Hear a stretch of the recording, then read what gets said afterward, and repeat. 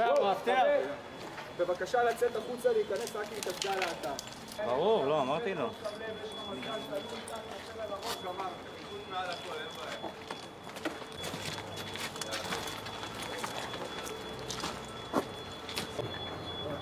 רואה שהם לא הייתה פה עבודת צמא בכלל. לא? רגע לעד ולפגיעה ישירה, ולא מפרס עשו משמעותים. לא אוכל כמה רגע.